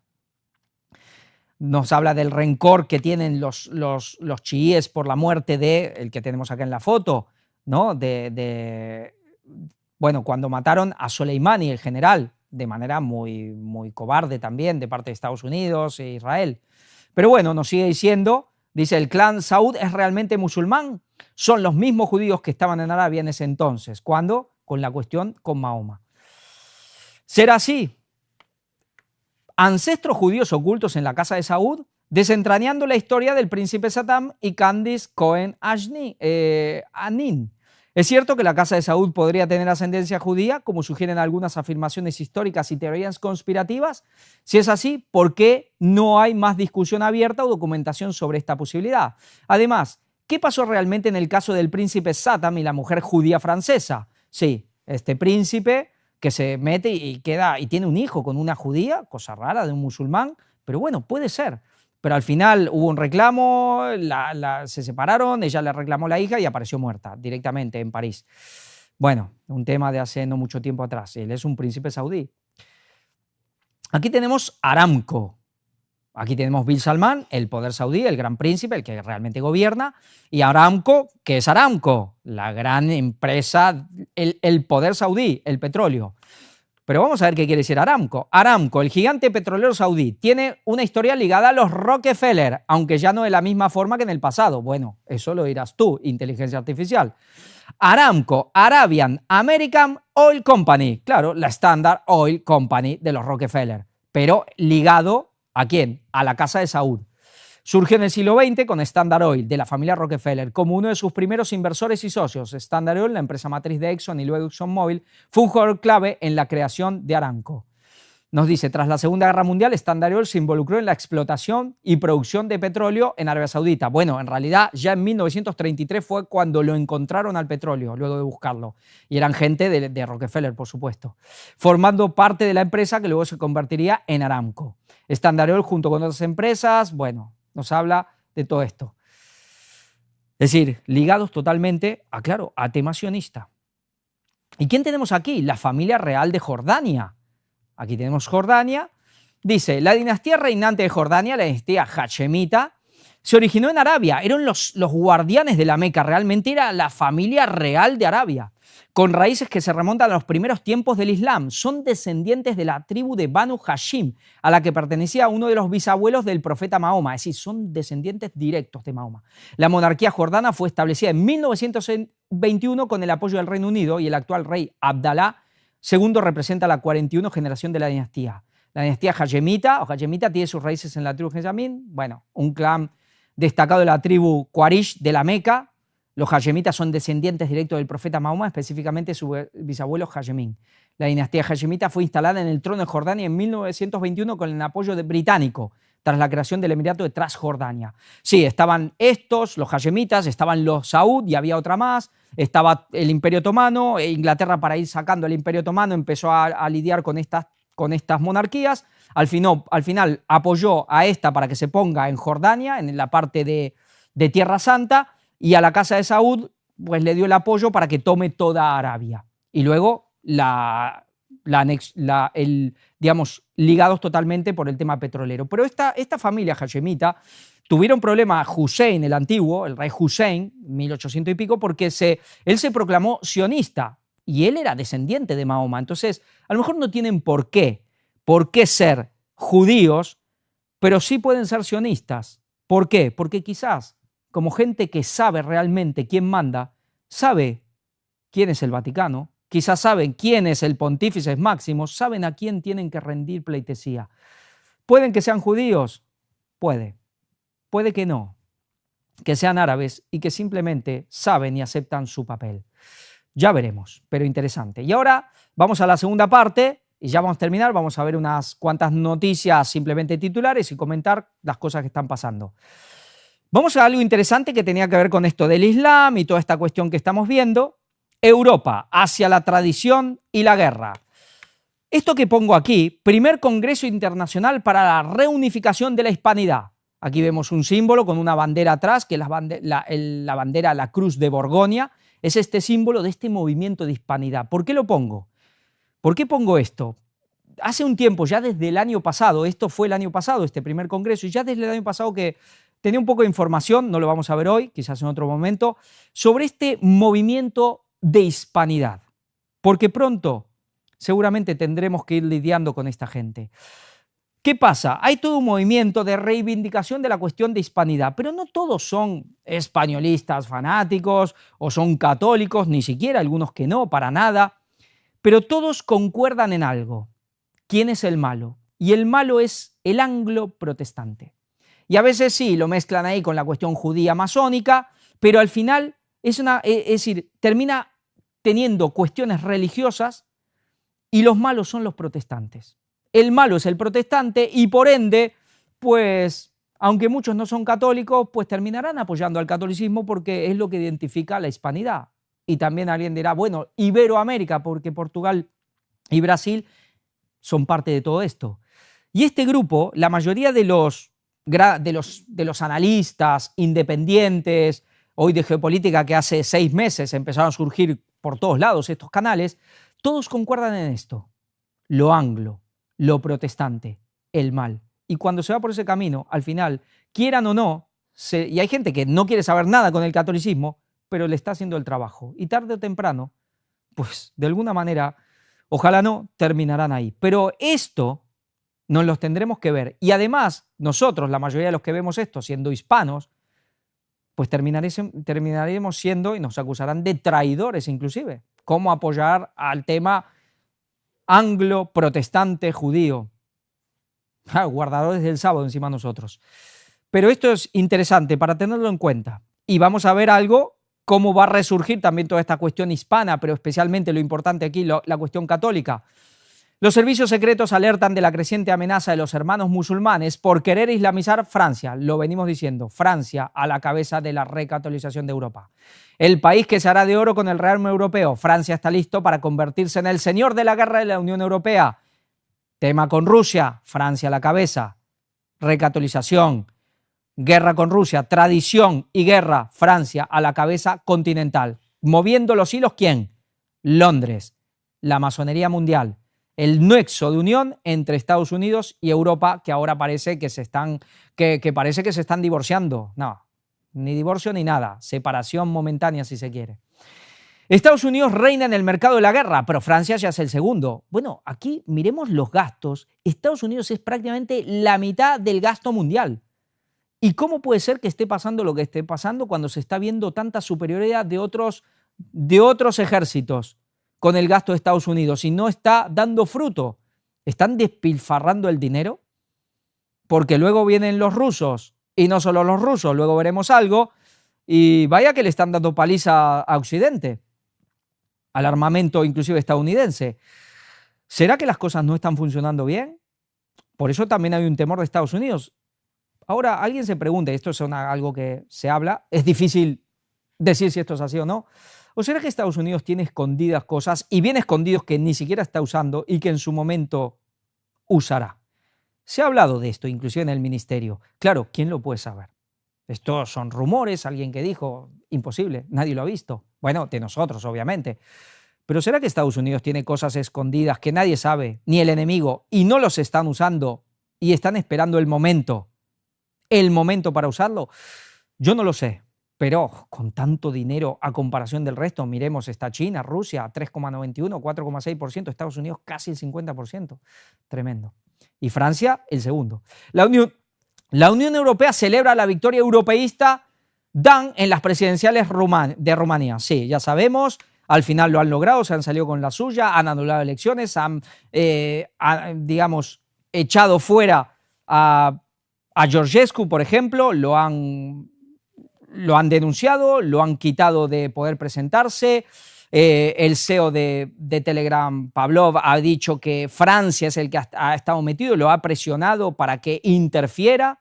Bueno, luego nos habla de injerencia, de interferencia rusa, de, bueno, esto es la celebración de la libertad, del voto popular. Pues nada, la democracia acabada, de la Unión Europea decidiendo a dedo quién manda aquí, quién manda allá, y en la Unión Europea, ¿quién decide? ¿Quién dijo que von der Leyen tiene que estar ahí? ¿Londres? ¿La monarquía inglesa? ¿La masonería? Y por ende Roma, por supuesto, ¿no? El euro, la bandera de la Unión Europea, es la corona de la Virgen María. La coalición conservadora gana las elecciones en Portugal y la ultraderecha avanza. Sí, también el partido, esto es llamado ultraderecha, pues ahí peleando el segundo puesto, conservadores al poder. Pues la ultraderecha, lo que le conviene al catolicismo, esta reacción va tomando cada vez pie más firme en Europa. Y cuanto más Europa anula elecciones, ilegaliza candidatos, hace atentados. ¿Qué le pasó a Fico? Que le metieron 5 balazos. Le Pen, que también la quitaron, la ilegalizaron en Francia. Cuanto más hacen fraudes electorales, aquí se habla de que en el censo electoral en Rumanía había 1,7 millones de muertos, de difuntos. Sí, hasta el conde Drácula debería estar ahí.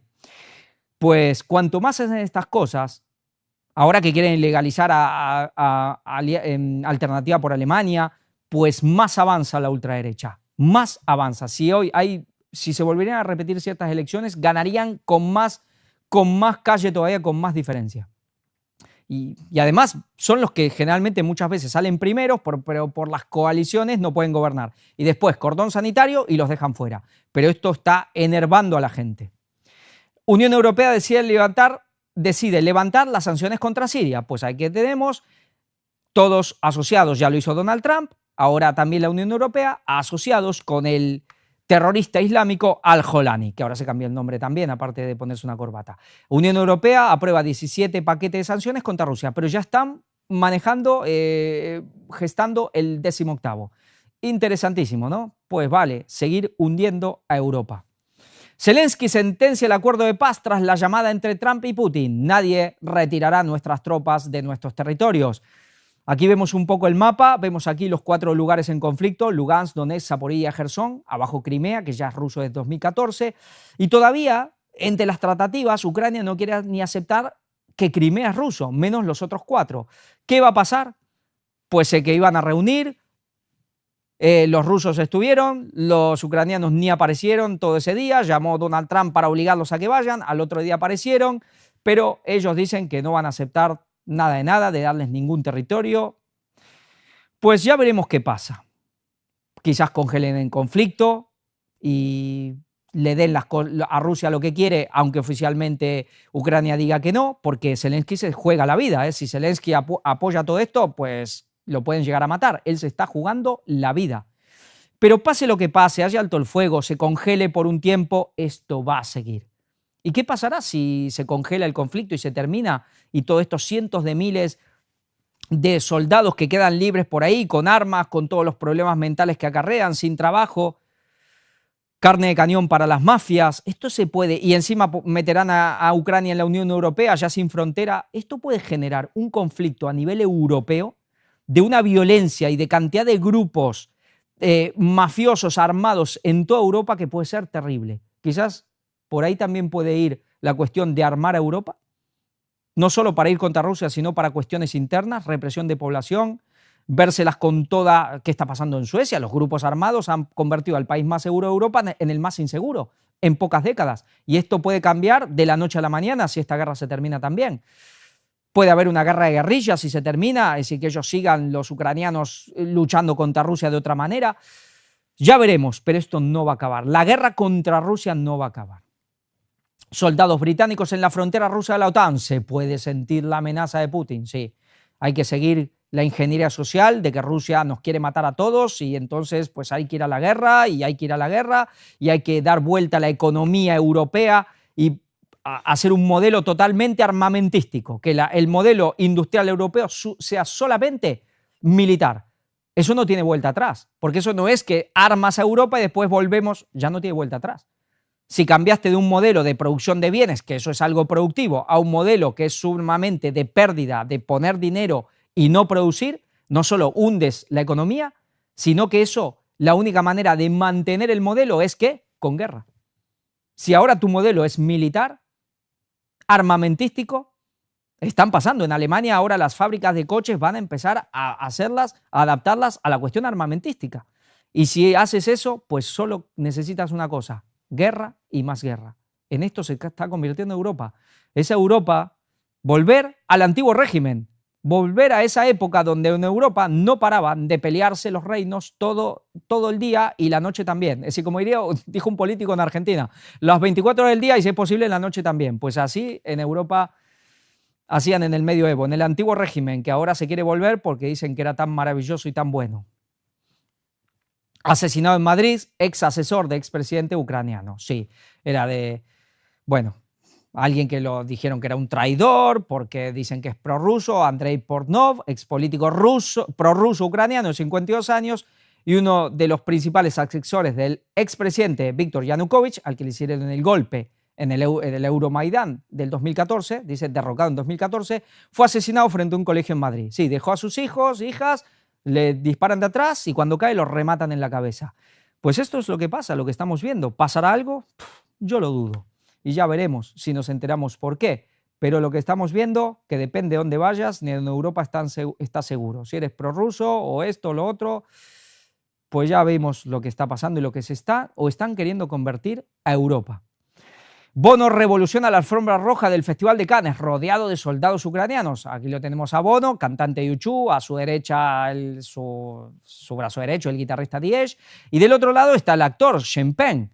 También todos muy activistas. Bono, que ya sabemos, totalmente católico, que cuando asumió el Papa Francisco recuerdo que se ofreció públicamente para ponerse a disposición del Papa para lo que sea, para lo que mande Francisco. Ahora, por supuesto, también con este. Y moviendo, esta gente mueve. Yo recuerdo cuando cuando yo era en un tiempo, jugué al rugby en Argentina. En Argentina hay bastante rugby. Por un tiempo jugué al rugby, después me fui porque el ambiente no me gustaba. Pero recuerdo que todos tienen mi edad, ya están prácticamente los 50 años. Cuando yo era adolescente, todos con los que yo jugaba al rugby, todos eran fanáticos de YouTube, todos. Y todos siguen siendo grandes admiradores, hoy sé, de YouTube. Y de pronto entonces Bono dice A y todos, pues qué linda la A. Y si dice B, pues qué linda la B. Esta gente genera influencia, quizás no en los jóvenes ya seguro que lo ven y ni lo conocen. Para eso está, bueno, Taylor Swift y no sé, ya los nombres ya ni me los sé de los jóvenes. Pero estos tienen influencia en la gente, por ejemplo, de mi edad, porque la tienen. Han sido grandes referentes y siguen teniendo su peso y trabajan para quien trabajan. Porque este hombre lo han nombrado, por ejemplo, a Bono también, caballero, la reina de Inglaterra lo ha nombrado caballero, y eso que es irlandés, ¿no? Pero bueno, trabajan para quien trabajan y son parte de todo esto, porque tienen su influencia. Mientras les sirven, los van usando. El desarrollo del Armagedón. El Pentágono informó de la detección de naves chinas combatiendo en el espacio. Debemos cambiar nuestra perspectiva. El general Michael Goldstein, vicejefe de operaciones espaciales de la USSF, ha informado de un escenario del todo inesperado que amenaza su superioridad. Vamos a ver algo, leer un poquito. El general Michael Goldstein, vicejefe de operaciones espaciales de la USSF, Fuerzas Espaciales de los Estados Unidos, ha calificado de combate aéreo en el espacio un escenario del todo inesperado. Han sido observados 5 objetos diferentes en el espacio, maniobrando dentro, fuera y alrededor uno del otro en sincronía y bajo control, dijo. Esto les ha llevado a creer que China está practicando maniobras coordinadas con sus satélites para realizar operaciones espaciales en órbita de un satélite a otro. Y estas operaciones confirman que la brecha de capacidad con Estados Unidos se ha reducido, dijo Goldstein en la conferencia anual de programas de defensa McAllis, amenazando la superioridad espacial americana. Esta es la primera vez que se observa esta clase de movimientos.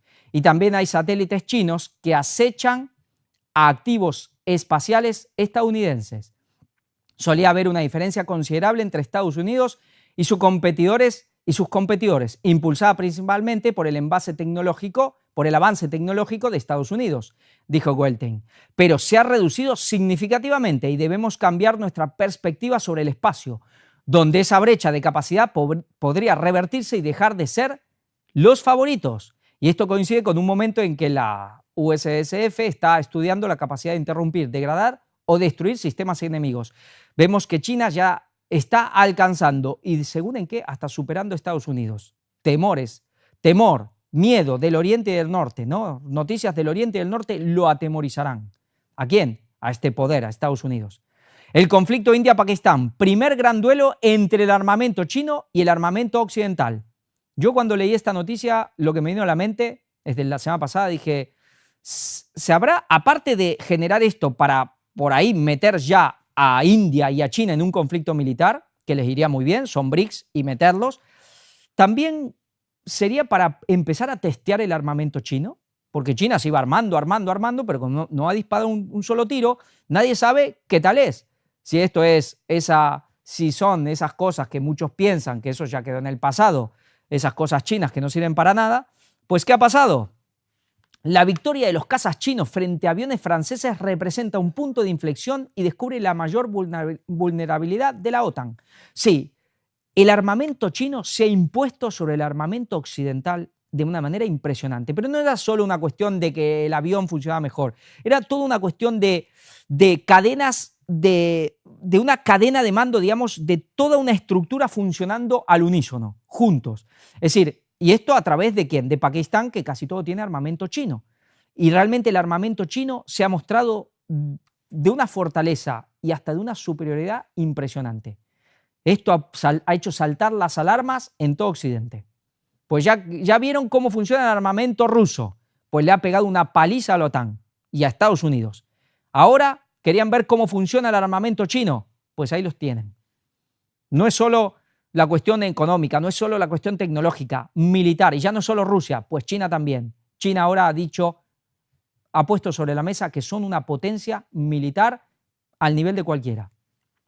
El primer ataque con misiles hipersónicos chinos destruye las mejores defensas aéreas rusas. Rusa, sí, claro, porque la India tiene armamento ruso, armamento estadounidense, armamento británico, armamento francés. Es un poco una ensalada, una cuestión un poco complicada para la India. Y claro, tiene armamento ruso. Y los chinos inclusive se han cargado las defensas rusas. Es decir, China ha puesto un golpe sobre la mesa a nivel militar que era la gran incógnita, el gran enigma. Pues ya está. Estados Unidos aumenta su ofensiva frente a China en Argentina con la vista puesta en la Antártida. Esto es en Ushuaia. Por segunda vez en un año, el Comando Sur visita la base naval de Ushuaia, al sur, la Tierra del Fuego, ¿no? El lugar más cercano a la Antártida, que proyecta como puerta de entrada al continente blanco. No solo está la cuestión de la Patagonia y la Argentina en sí, con una base, se habla espacial, una base muy importante que tiene China en Argentina, sino también la puerta de entrada a la Antártida, que es ahí la Tierra del Fuego, la parte de Argentina y Chile. Pues para algo interesaba a Milei, ¿no? Para algo interesaba y en gran manera Milei. Hacia el establecimiento del gran Israel. Y con esto acabamos. Vemos las noticias principales de lo que ha ido pasando, que no es poca cosa. Netanyahu afirma que Israel tomará toda Gaza después de intensificar la ofensiva. El primer ministro ha reiterado su intención de tomar el control del territorio palestino, pero ha dicho que hay que hacerlo de forma que la comunidad internacional no interfiera en sus planes. Sí, ocupar directamente ya toda Gaza. Lo que está pasando ahí, le pueden poner los calificativos, las palabras que quieran, masacre, genocidio, pero básicamente es la aniquilación total de un pueblo. Tremendo. Bueno, ¿los cristianos sionistas seguirán apoyando esto? Israel prepara un posible ataque contra instalaciones nucleares iraníes, dicen funcionarios de Estados Unidos. Esto lo filtra la inteligencia de Estados Unidos hacia la CNN. No se sabe porque a veces se dice que estas cosas se pueden filtrar justamente para intentar evitarlo o ya se va preparando. Que Israel prepara esto, lo viene preparando hace tiempo. Por supuesto, siempre estamos a un día de que Irán tenga la bomba atómica. Lo vengo escuchando desde que soy joven. Porque ya no lo soy, sí, desde que tengo 20 años lo vengo escuchando, más o menos. ¿Qué va a pasar? Pues estamos ahí. Sí, no, todos de acuerdo en que Trump solamente quiere hacer negocios y no quiere la guerra y Trump no quiere. Pues hay gente que parece que se ha creído la propaganda de que Trump solo quiere hacer negocios. Eso también es una premisa. Al final, la única diferencia entre Trump y los Biden, los Clinton y los Obama es que Trump no ha apretado el gatillo, los otros sí. Pero Trump ha ido a un barrio donde está lleno de bandas criminales, que es el mundo, y los ha llenado de armas a todos. Después vino Biden y apretó el gatillo. Pero es lo único que lo diferencia a Trump del resto. Trump ha preparado el terreno también para todo lo que vino con Biden, a todas las guerras. Él solamente por ahora se ha cuidado de no apretar el gatillo. Quizás ha interesado dar esa imagen. Ha interesado y quizás interesa que la gente crea que Trump, sí, es lo que es, pero él no quiere guerra, solo quiere comerciar, como China. Pues habrá que darle un poco más de tiempo, habrá que darle margen, porque no vaya a ser que cuando apriete el gatillo lo apriete más fuerte que nadie. Pero aquí el tema de Israel, que ya quiere ir a por Irán de manera fuerte, de verdad, hacia las instalaciones nucleares. Esto lo que puede generar es tremendo, pero Irán es el escollo, el único obstáculo, por lo menos el obstáculo principal, es esa cabeza del pulpo o la cabeza de la serpiente que está, digamos, para Israel, para poder imponer y establecer ¿qué? El gran Israel. El principal escollo es Irán, con lo cual tienen que quitar a Irán, o por lo menos al régimen iraní, del medio. Tarde o temprano esto tiene que pasar. Alemania planea en secreto una nueva evacuación de Gaza, según los medios germanos. Sacará a palestinos apátridas y enfermos en las próximas 48 horas y ayudará a Francia y Reino Unido con otras salidas. Sí, ahora Europa sigue poniendo el grito en el cielo de lo que está pasando, que es terrible. Inclusive hay medios de Israel que hablan que en pocas horas morirán miles y miles de bebés, de niños. Hay medios muy contrarios a lo que está haciendo Israel, inclusive en Israel, como el Haaretz, por ejemplo. Pero la posición de esta gente, si sabemos que son hombres de los Rothschild, sabemos que son hombres de la City de Londres, sabemos que son hombres de Wall Street también, los Merz, los Macron, los Starmer, bueno, sabemos que son esta gente. Quizás inclusive esta postura, aparte de electoralista o lo que sea, porque en Europa hay más reticencia hacia lo que hace Israel, pues quizás también interese para que luego poder tener que estar obligados moralmente a aceptar que refugiados. Ya lo hemos hablado eso. Pero por un lado dicen una cosa, pero por el otro lado hacen otra. El ejército israelí dispara contra una delegación diplomática en Cisjordania y España convoca al representante de Israel. Italia, Francia y Portugal también han llamado a los embajadores tras el incidente en la ciudad palestina de Jenin. Sí, directamente a una delegación diplomática de muchos países europeos, gente, pues directamente el ejército a los tiros. No se cortan un pelo. Saben que tienen carta libre, porque el poder es de ellos. Bueno, ellos son un instrumento. Inclusive ya sabemos que el sionismo político, aparentemente lo que dice la agenda es que se tiene que destruir mutuamente con el Islam radical. Pero el sionismo, esto es un instrumento del poder mayor. Esto hay que hacerlo. El gran Israel hay que hacerlo. Ya los judíos están ahí, el Estado de Israel está ahí, pero falta el gran Israel, por lo menos expandirlo un poco más a lo que lleguen y poner el tercer templo y luego ¿qué? ¿El trono de quién? El trono de la bestia, el trono papal, el trono de Satanás. Los judíos van a aceptar un poder a no ser que realmente sea de ellos, a no ser que realmente ellos mismos lo hayan creado y manejado y lo sigan manejando, pero no ni los Rothschild, ni los Rockefeller, otros. ¿Quiénes? Pues no los busquen, que no los van a encontrar. La foto no van a encontrar. Y para terminar, vamos a ver la noticia. La última noticia. Netanyahu reconoce ahora que permitió que Qatar financie a Hamás para dividir a los palestinos. Sí, hasta hace 4 días, si uno decía esto, primero era un antisemita y también era un conspiranoico. No, lo que ya sabíamos, como que habían creado los hermanos musulmanes con el imperio, con Gran Bretaña, hace tiempo por la cuestión en Egipto y Nasser, pues aquí ahora reconoce lo que ya se venía diciendo, pero eras un antisemita si lo decías y un conspiranoico. No, ellos crearon a Hamás. Y con lo cual, ¿acaso no han querido ellos que pase lo del 7 de octubre? Y para terminar, cita de Ellen White, manuscritos inéditos, y vamos a hablar del tema de los judíos. Y dice, hay judíos por todas partes, y a ellos ha de serles llevada la luz de la verdad presente, para que tengan oportunidad de aceptarla. Hay entre los judíos muchos que vendrán a la luz, y que proclamarán la inmutabilidad de la ley de Dios con enorme poder. El Señor Dios obrará, hará cosas maravillosas en justicia. Sí, cuando esta gente acepte, dice que proclamarán el mensaje con enorme poder. Cosas maravillosas. Sí, porque si esta gente se pone, no hay como ellos. Y esto es parte del mensaje, porque el mensaje es salid de Babilonia. Y ellos han tomado el testigo.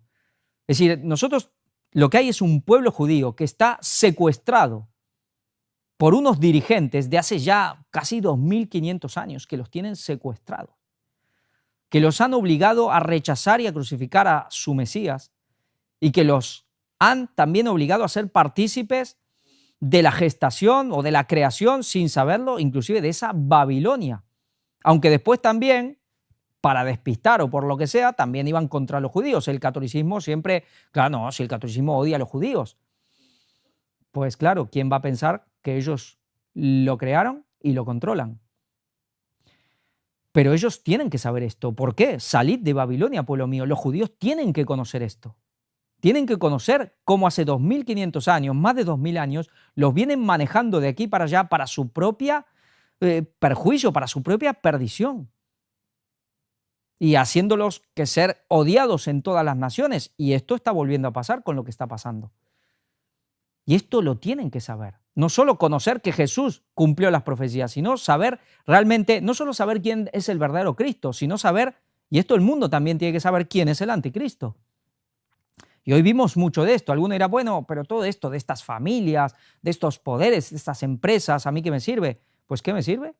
Los grandes mercaderes de la tierra. Tenemos que saber quién es el Vaticano, quién es la Gran Babilonia. ¿Qué pintan esos grandes reyes de la tierra que van juntos también? Y ahí vemos, estamos viendo cosas de la monarquía, especialmente la británica, por sobre todo. ¿Y acaso no vamos a saber quiénes son los grandes mercaderes de la tierra? Sí, nos muestran a los Zuckerberg, a los Elon Musk, a todos ellos. Sí, eso es para entretener a la gente, pero hoy vimos los que realmente, los grandes mercaderes de la tierra. Pero esta gente son un instrumento de otros que están por encima, y hablo de judíos. Y esto hay que saberlo. ¿Dónde está Elon Musk ahora? En cuanto Donald Trump empezó a hacer cosas que no le gusta, pues ha tenido que ir prácticamente. Recuerdo a alguien que me decía, no, el que manda ahí es Elon Musk, claro, es el más rico del mundo. Pues mira, el más rico del mundo, que Donald Trump le dijo, mira, esto es así, y si te va mal con Tesla, te aguantas. Se peleó con el secretario del Tesoro, le dijo de todo, y se tuvo que ir. Y ahora, bueno, está ahí, pero se tiene que dar un paso en costado. Hoy vimos un poco de Babilonia, los grandes reyes, las coronas y los grandes mercaderes de la tierra, y todo el tema judío entrelazado, metido en la médula y en el corazón y en la cabeza de todo esto. Pues esperemos que esto sirva a muchos y a ellos, que lo puedan ver, que puedan ver estas cosas y salir del engaño fatal que los han llevado hace tanto tiempo y que los están llevando ahora, pero además, por sobre todo, para que puedan conocer a su verdadero Mesías, que no está por venir, que ya vino. Y va a ser impresionante porque ya hay gente que lo hace, judíos, pero cuando lo hagan, como dice, muchos, será tremendo. Ojalá pueda estar vivo, ojalá podamos estar vivos y verlo inclusive. Como siempre, los invitamos a participar en la página con todas las conferencias, con todo lo que se está haciendo, con todo el contenido imprescindible, el Blogspot también, las conferencias principales en orden y por supuesto siempre agradecidos, y también a todos aquellos, invitar a todos aquellos que quieran colaborar con la expansión de este mensaje, pues que Dios los bendiga mucho. Maranata 2031.